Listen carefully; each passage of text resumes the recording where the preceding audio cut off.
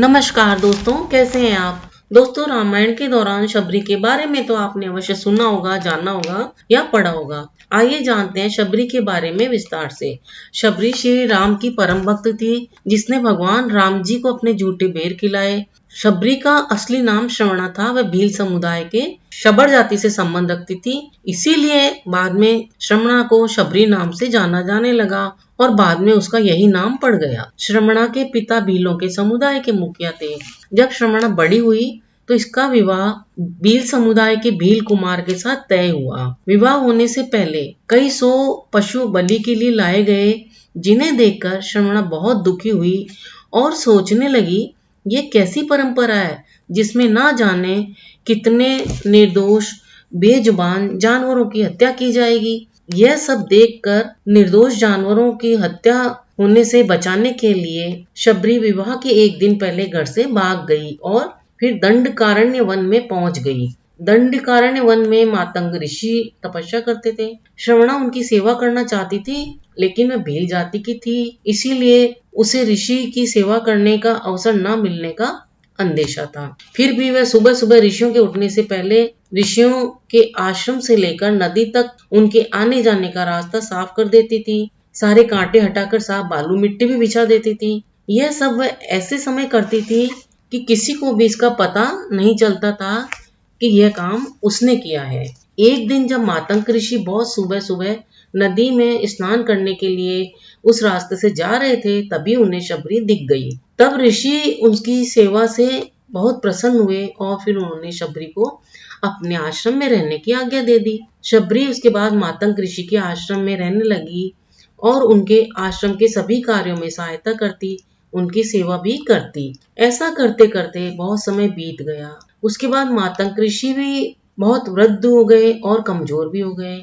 जब उनका अंतिम समय आया तो उन्होंने शबरी से कहा कि अब वे इसी आश्रम में ही रहकर भगवान राम जी की प्रतीक्षा करें, वे उससे मिलने जरूर आएंगे। मातंग ऋषि की मृत्यु के बाद शबरी अपना समय राम भगवान की प्रतीक्षा में बिताने लगी। वह अपना आश्रम एकदम साफ रखती, रोज राम जी के लिए मीठे मीठे बेर तोड़ कर लाती।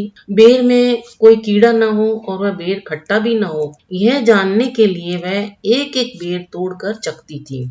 ऐसा करते करते कई साल बीत गए।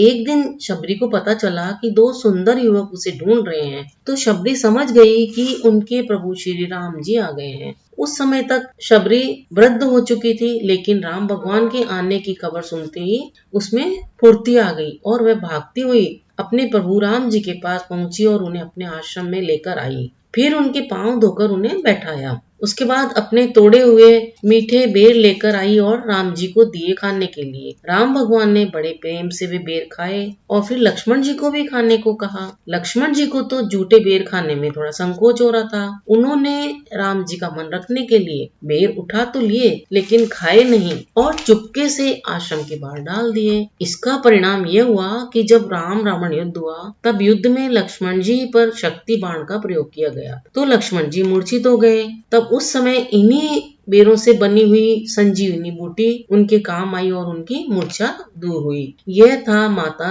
शबरी का पुण्य। भगवान राम सदा से भक्त वत्सल रहे हैं। वे अपने भक्तों के प्रेम से बंधे रहते हैं। उनके प्रेम में ही राम जी ने शबरी के झूठे बेर खाकर उसे धन्य किया था। शबरी ने राम जी को सीता माता की खोज में सहायता भी करी। उन्हें वानरराज सुग्रीव का पता बताया, जिसने सीता जी को ढूंढने में मुख्य भूमिका निभाई थी। माता शबरी से फिर प्रसन्न होकर भगवान राम जी ने उसे उसकी इच्छा अनुसार मोक्ष प्रदान किया। सच भी है, मन में अगर सच्ची श्रद्धा हो तो भगवान के दर्शन अवश्य ही होते हैं, जैसे शबरी को भगवान राम के दर्शन हुए। दोस्तों, आपको भगवान राम और एक भक्त के प्रेम की यह कथा कैसी लगी? अपनी राय हमें कमेंट करके अवश्य बताएं। आपके कमेंट से हमारा उत्साह भी बढ़ाएं। अगर आपको ये जानकारी अच्छी लगी हो तो आगे शेयर करें, वीडियो को सपोर्ट करें एवं सब्सक्राइब भी कर लें, ताकि आप तक नई नई जानकारी अति शीघ्र पहुंच सके। अपना अमूल्य समय देकर वीडियो देखने के लिए आपको बहुत बहुत धन्यवाद।